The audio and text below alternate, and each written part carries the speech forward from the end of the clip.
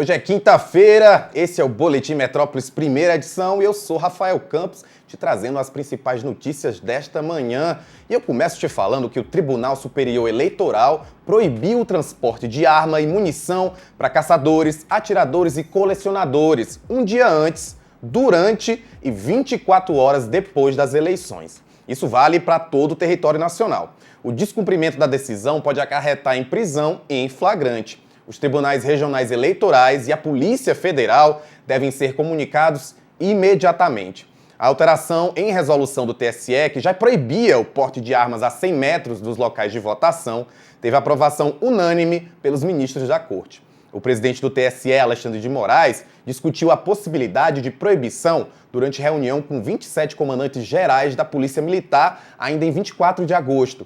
O assunto foi levantado após deputados de oposição ao governo enviarem à Corte Eleitoral um pedido de proibição de porte de armas em todos os cidadãos do país na data do pleito. Os parlamentares solicitaram que somente as Forças Armadas e da Segurança Pública possam andar armados. Vamos ver um vídeo do ministro Alexandre falando sobre essa decisão.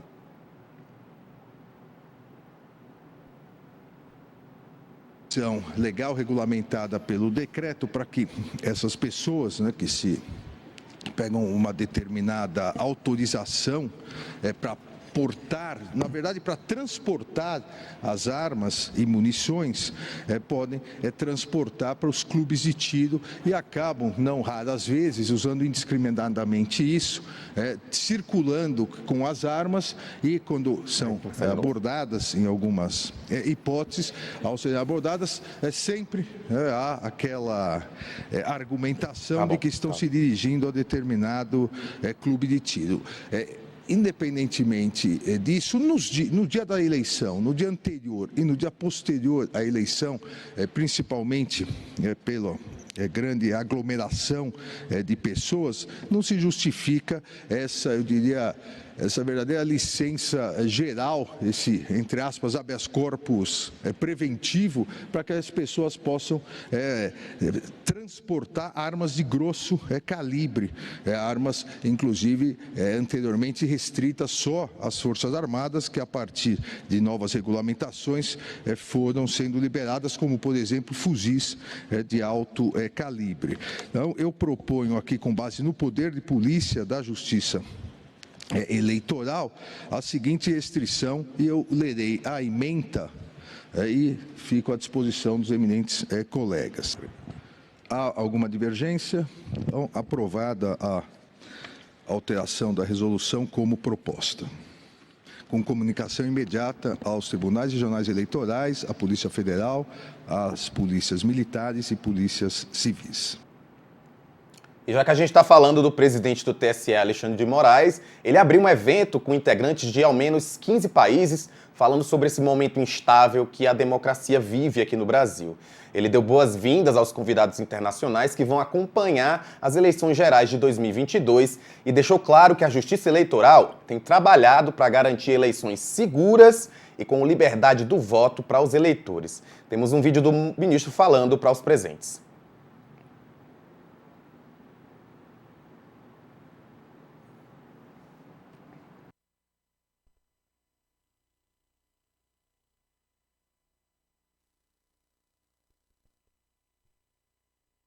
A gente teve um probleminha. A gente teve um probleminha no vídeo e a gente vai apresentar novamente. Vamos lá. O Tribunal Superior Eleitoral tomou já inúmeras e importantes medidas para garantir que o eleitor tenha absoluta tranquilidade no domingo, como em cada 2 anos os eleitores e eleitoras brasileiros têm. A democracia brasileira vive o maior período de estabilidade democrática da República. Nós vamos completar, dias após o primeiro turno das eleições, no dia 5 de outubro, nós vamos completar 34 anos da Constituição de 1988. É o maior período de respeito ao Estado Democrático de Direito, de respeito aos direitos fundamentais, de respeito aos poderes e às instituições da República. E isso é garantido por eleições limpas, eleições seguras, eleições transparentes, por, como eu disse, mais de 156 milhões de brasileiros se dirigindo no domingo para escolher livremente os seus representantes.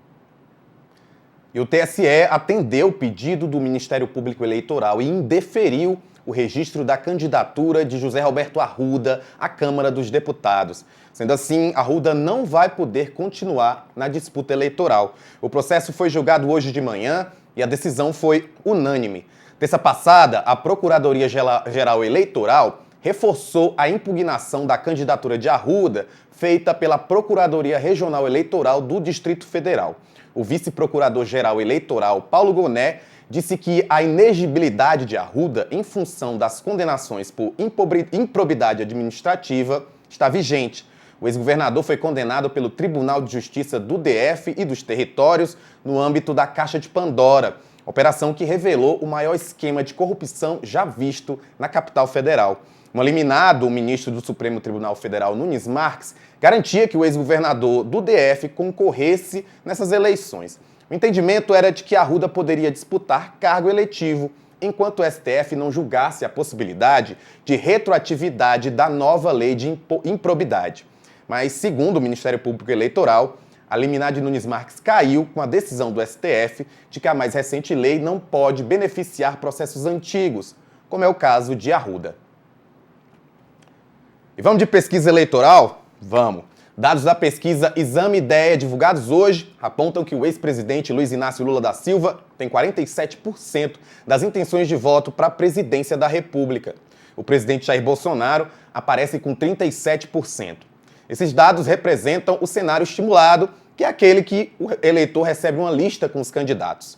Em relação ao levantamento anterior, divulgado em agosto, o petista teve crescimento de 3 pontos percentuais dentro da margem de erro.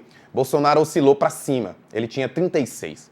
Os números divulgados nesta quinta correspondem à maior pontuação alcançada por Lula desde junho, quando as séries de pesquisas contratadas pela Exame teve início. O levantamento também mostra que Ciro Gomes tem 6% das intenções de voto. Na pesquisa de agosto, ele tinha 9%. Simone Tebet ficou com 5%, oscilando 1 ponto para cima em comparação à última pesquisa, quando ela tinha 4%.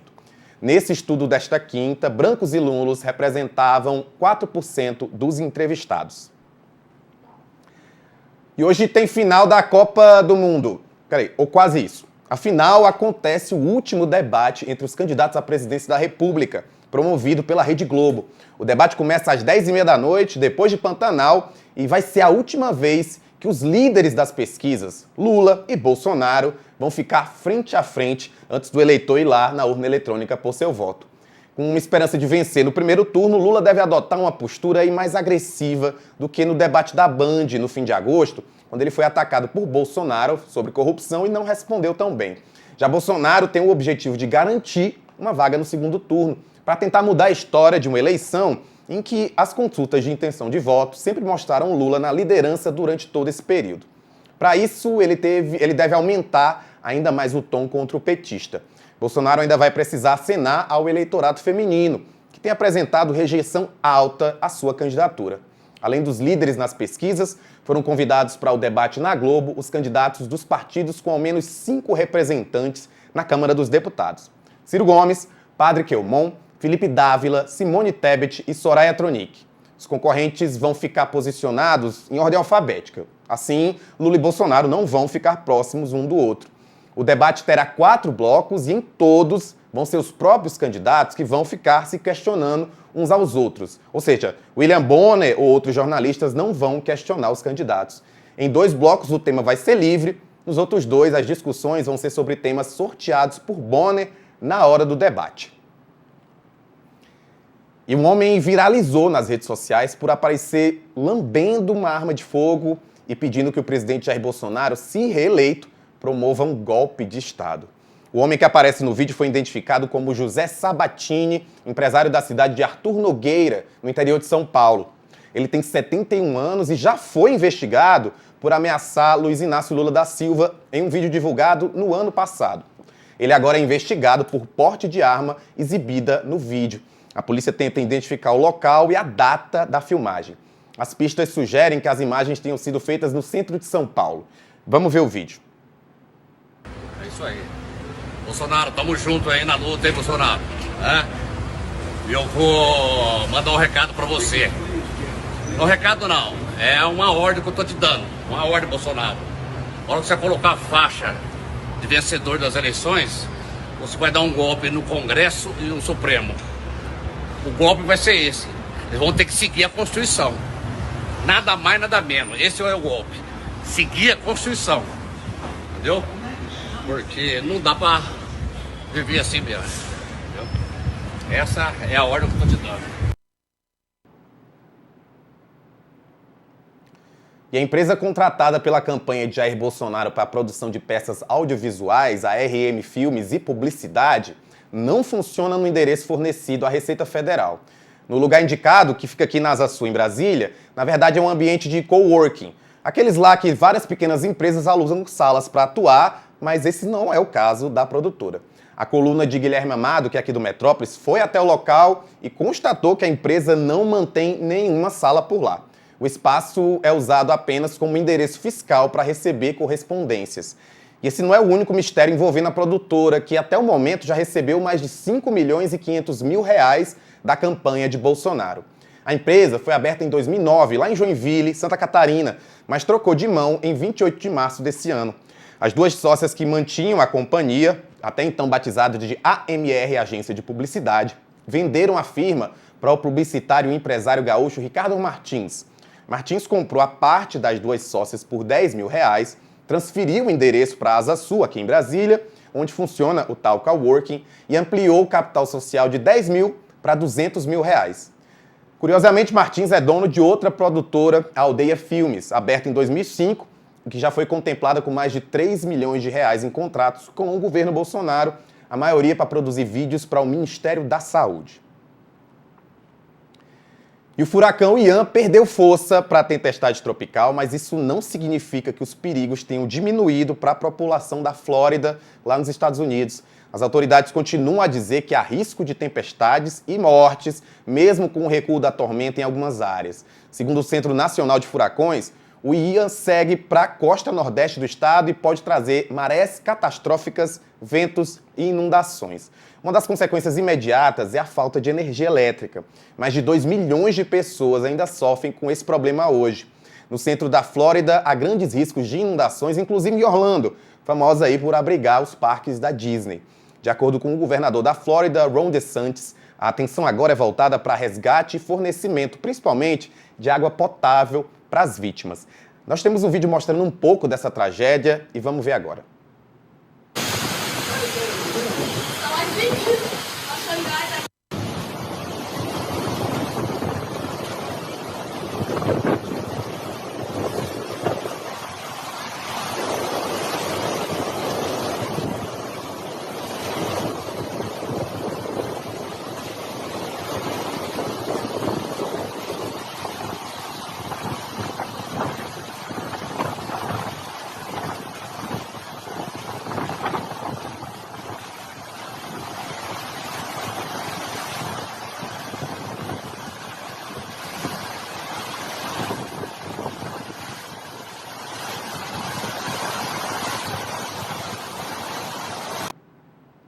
E a força do furacão Ian acabou levando um tubarão para o meio da rua na cidade de Fort Myers, lá na Flórida.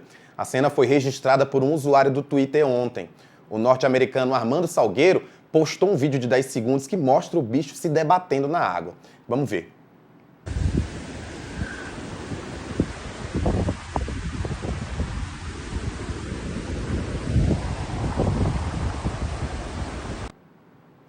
Agora, gente, uma daquelas notícias que é difíceis de entender, de falar, enfim. Uma mulher de 30 anos admitiu à polícia militar ter matado as duas filhas, de 6 e 10 anos, em Edéia, uma cidade que fica a 129 quilômetros de Goiânia. O crime foi na terça-feira. Segundo o delegado Daniel Moura, Isadora Alves de Faria afirmou ter envenenado, afogado e depois ter dado uma facada na filha caçula, Maria Alice, e outra na primogênita, Lavínia. De acordo com a investigação, o pai das meninas encontrou os corpos na área da casa na hora que chegou para almoçar. A mulher foi presa por volta das 10 da noite em uma mata fora da cidade e foi levada para um hospital. Isadora foi ouvida pela Polícia Civil de Goiás e, ainda segundo o delegado Daniel Moura, a mulher parecia satisfeita por ter matado as próprias filhas. Moura contou que a mulher achava ter livrado as meninas de viver uma vida que ela viveu. O delegado também disse ao Metrópolis que na casa havia um frasco de veneno de rato aberto e outro fechado, uma caixa d'água cheia com uma extensão elétrica ligada dentro, como se a acusada tivesse a intenção de eletrocutar as próprias filhas. A mulher não disse a motivação do crime a ser presa. O delegado disse que a linha de investigação está bem adiantada, considerando a forma como o crime foi praticado e a faca utilizada para matar as meninas. Moradores relataram aos policiais que a relação do casal era conturbada e que ela havia iniciado o tratamento psicológico, mas suspendeu há alguns meses. A polícia deve ouvir mais testemunhas para concluir a investigação. Se ela for condenada, pode pegar até 100 anos de prisão, segundo o delegado. E ontem, câmeras de segurança registraram o momento em que um homem teve um surto, depois que atendentes de uma farmácia em Campo Grande, no Rio de Janeiro, disseram a ele que não seria possível fornecer o medicamento que ele queria. Os funcionários da farmácia informaram que não puderam aceitar a receita médica porque ela estava fora dos padrões da Anvisa e porque se tratava de um remédio controlado. Depois do tumulto, a gerência conseguiu acalmar o rapaz até as autoridades chegarem ao local.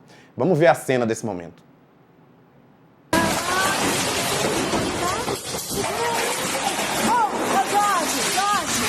Jorge, segura ele! Eu tô filmando?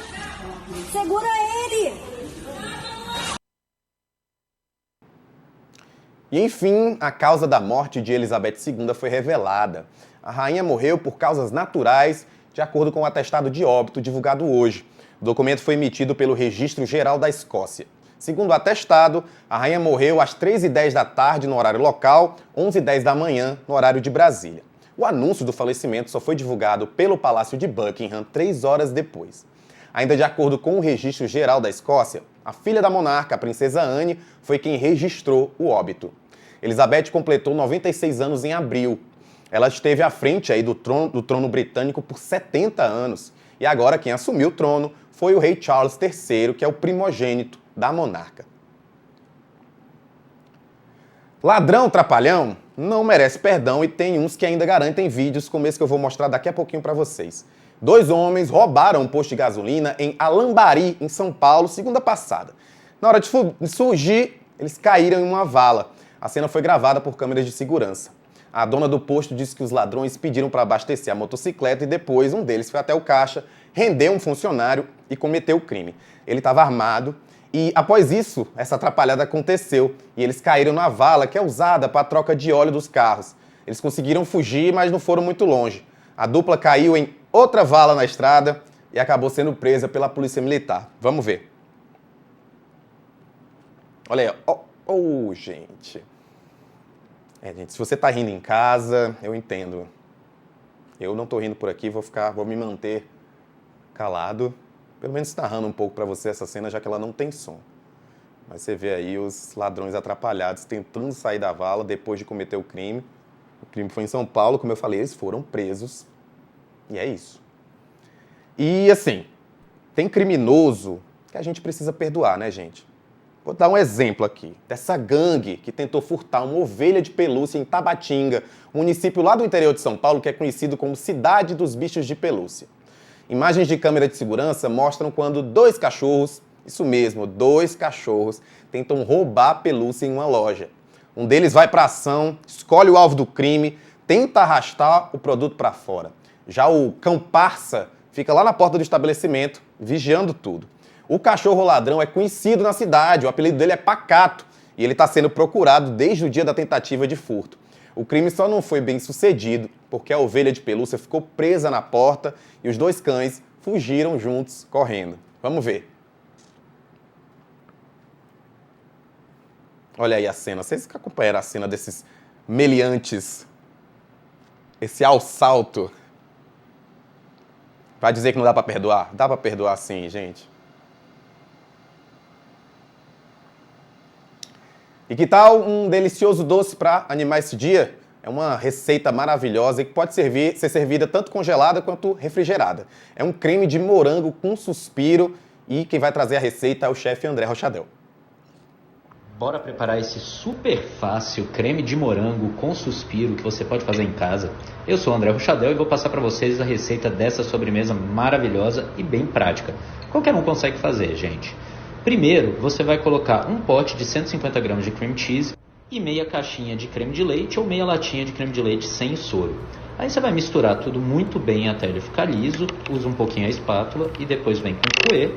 Ficou liso, você vai colocar uma barrinha de 90 gramas de chocolate branco derretido no micro-ondas por 30 segundos. Fica nessa textura aí, mas ele mistura, tá, pessoal? Olha só. Só bater com fouet mesmo e pá, ele fica liso. Aí você vai pegar uma forma untada ou com papel manteiga, colocar no fundo dela, cobrir com pedacinhos de morango picado e suspiros, mas pode ser também outra fruta que você gosta bastante, como manga, kiwi, também dá muito bom. Coloca uns suspirinhos e daí é só cobrir com o restante do creme. Você fez metade e agora colocou a outra metade. Leva para o teu freezer ou para sua geladeira por pelo menos 4 horas. No freezer ele fica tipo um sorvetinho, na geladeira ele fica um creme. Depois decora com mais morango e suspiro e manda. E esse foi o Boletim Metrópolis, primeira edição de hoje. Amanhã eu tô de volta, a partir das 5 da tarde. Luiz Prisco tá com o Boletim Metrópolis, segunda edição, com todas as informações do dia para você ficar sempre muito bem informado. Não esquece de seguir todas as nossas redes sociais, a gente está em todos os lugares e, claro, acessa metrópolis.com. Até amanhã!